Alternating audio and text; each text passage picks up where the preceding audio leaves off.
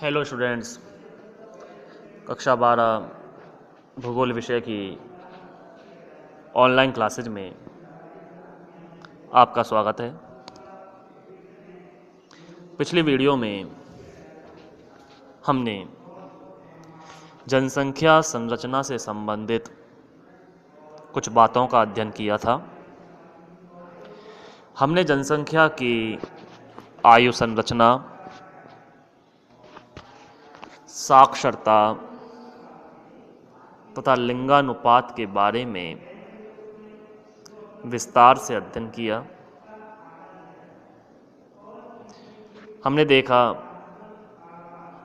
कि जहां लिंगानुपात के मामले में भारत पीछे है ही, साक्षरता की दृष्टि से भी भारत वैश्विक नक्शे पर कोई अपनी विशेष जगह नहीं बना पाया। हालांकि समय दर समय भारत की साक्षरता दर बढ़ रही है। आज़ादी के समय जहां 12% साक्षरता दर थी, जो वर्तमान में बढ़कर लगभग 77% हो चुकी है, लेकिन फिर भी विश्व के कई देश ऐसे हैं जिनसे आज भारत पिछड़ी हुई अवस्था में ही दिखाई देता है। साक्षरता को पढ़ने के बाद जनसंख्या संरचना से संबंधित कुछ अन्य तथ्य शामिल किए जाते हैं। जैसा आप देख सकते हैं, व्यावसायिक संरचना के बारे में आज का जो हमारा टॉपिक होगा वो यही व्यावसायिक संरचना होगा। व्यावसायिक संरचना अर्थात व्यवसाय की संरचना किसी देश की जनसंख्या किन व्यवसायों में संलग्न है, किन व्यवसायों से वह आर्थिक क्रियाओं को करके अपना जीवन यापन संचालित करती हैं, आदि सभी आर्थिक क्रियाएं व्यावसायिक संरचनाओं में शामिल की जाती हैं। तो आइए करते हैं चर्चा इस बारे में विस्तार से। किसी राष्ट्र या क्षेत्र की कुल जनसंख्या में क्रियाशील जनसंख्या की विभिन्न व्यवसायों में संलग्नता की स्थिति को व्यावसायिक संरचना कहा जाता है। अर्थात एक देश की कुल जनसंख्या में जो क्रियाशील जनसंख्या है वो किन व्यवसायों में संलग्न है, यही संलग्नता की स्थिति व्यावसायिक संरचना कहलाती है। इस व्यावसायिक संरचना को विभिन्न भागों में बांटा गया है। लेकिन एक सवाल सामने ये आता है कि क्रियाशील जनसंख्या से क्या आशय?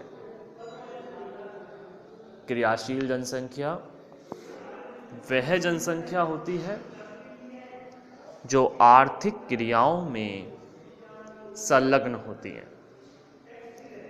और आर्थिक क्रियाएं वे क्रियाएं होती हैं जिनको करने से अर्थ की यानी धन की प्राप्ति होती है। तो ये चर्चाएं हालांकि हम लास्ट वीडियो में भी कर चुके थे। आज हम जनसंख्या की व्यावसायिक संरचना के बारे में अध्ययन करने जा रहे हैं। जनसंख्या की व्यावसायिक संरचना को 5 भागों में बांटा गया है, जिनमें सबसे पहले आता है प्राथमिक व्यवसाय।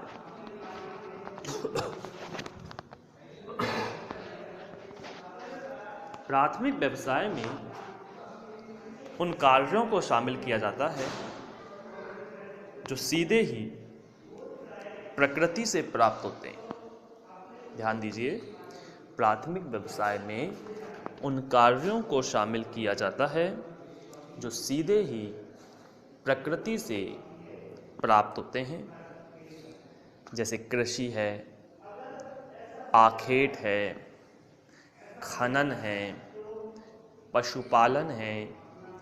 ये सभी क्रियाएं प्राथमिक व्यवसायों में शामिल की जाती हैं, क्योंकि ये सभी क्रियाएं सीधे ही प्रकृति से प्राप्त होती हैं। वहीं बात करें नंबर 2 द्वितीयक व्यवसाय की। द्वितीयक व्यवसाय में उन कार्यों को शामिल किया जाता है जो प्रकृति से प्राप्त वस्तुओं का रूप परिवर्तन कर देते हैं। प्रकृति से प्राप्त वस्तुएं, जैसे हमें कृषि से प्राप्त हुआ गन्ना, और गन्ने से हमने बना डाली शक्कर। तो प्रकृति से प्राप्त वस्तुओं का जब रूप परिवर्तन किया जाता है तो इसे द्वितीयक व्यवसाय में शामिल करते हैं। इसे औद्योगिक क्षेत्रक का भी नाम दिया जाता है। औद्योगिक क्षेत्रक क्योंकि इसमें समस्त कार्य उद्योगों में किए जाते हैं, इसलिए इस क्षेत्रक को औद्योगिक क्षेत्रक का दर्जा दिया जाता है। तो द्वितीयक व्यवसाय में उन कार्यों को शामिल किया जाता है जो प्रकृति से प्राप्त वस्तुओं का रूप परिवर्तन कर देते हैं, जैसे गन्ने से शक्कर बनाना, लकड़ी से फर्नीचर बनाना आदि। द्वितीयक व्यवसाय के बाद तीसरा व्यवसाय तृतीयक व्यवसाय कहलाता है। तृतीयक व्यवसाय में उन कार्यों को शामिल किया जाता है जो किसी वस्तु का उत्पादन न करके सेवा प्रदान करने का कार्य करते हैं, जैसे शिक्षा, संचार, परिवहन, चिकित्सा आदि। इस क्षेत्र को सेवा क्षेत्र का नाम दिया जाता है। कारण है कि यहाँ किसी वस्तु का उत्पादन नहीं होता, यहाँ कोई वस्तु प्रकृति से नहीं मिलती, अपितु यहाँ जो भी कार्य किया जा रहा है वो सेवा के रूप में किया जाता है, जिसके बदले में धन की प्राप्ति होती है। जैसे एक शिक्षक के द्वारा विद्यालय में पढ़ाना, एक चिकित्सक के द्वारा मरीज का इलाज करना, ऑटो चालक के द्वारा ऑटो चलाना, ये वो कार्य हैं जिनमें सेवा प्रदान की जाती है। इनमें किसी वस्तु का उत्पादन नहीं किया जाता, इसलिए इस क्षेत्र को सेवा क्षेत्र कहा जाता है। इस व्यवसाय को तृतीयक व्यवसायों में शामिल किया है।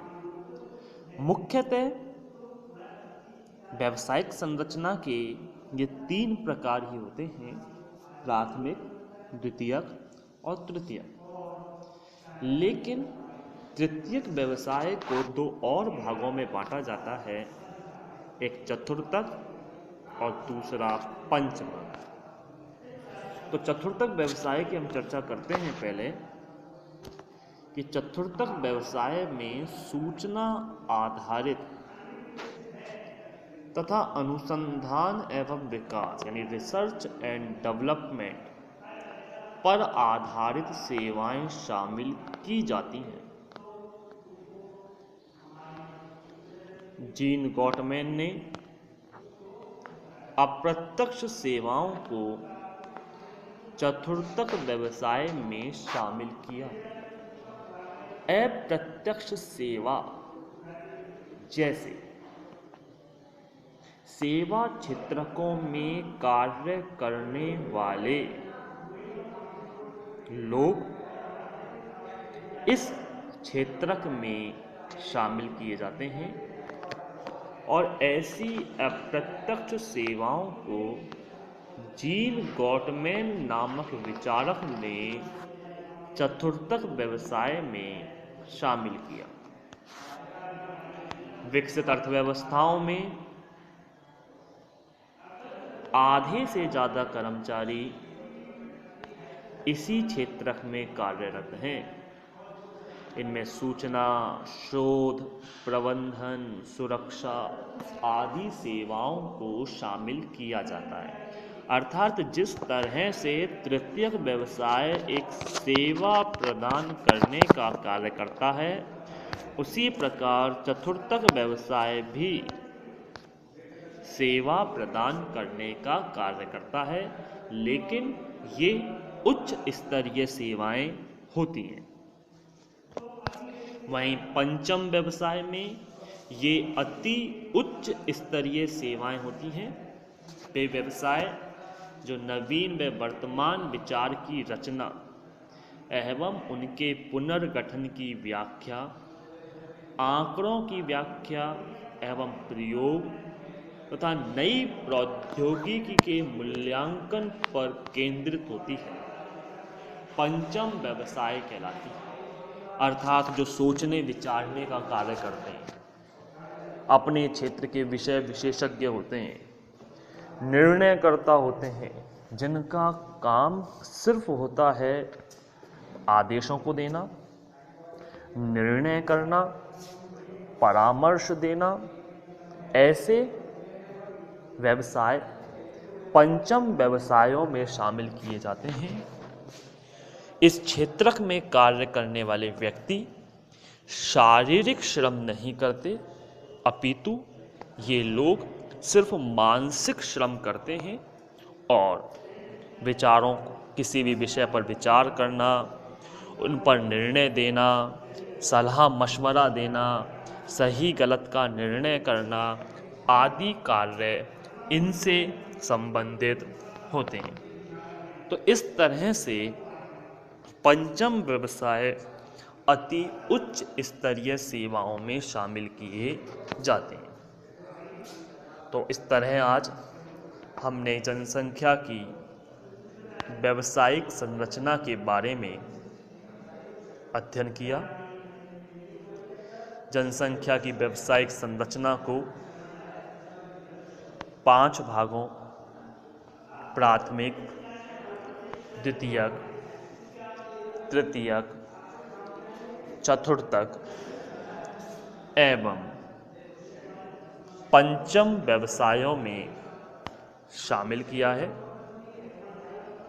इन व्यवसायों में किसी भी देश की क्रियाशील जनसंख्या की महत्वपूर्ण भूमिका होती है और यही क्रियाशील जनसंख्या किसी देश की व्यावसायिक संरचना को प्रदर्शित करती है। तो आज हमने व्यावसायिक संरचना के बारे में विस्तार से अध्ययन किया। इसी के साथ आपका ये अध्याय भी यहाँ पर समाप्त होता है। एक नए अध्याय के साथ एक नई वीडियो में फिर मुलाकात होगी, लेकिन तब तक के लिए धन्यवाद।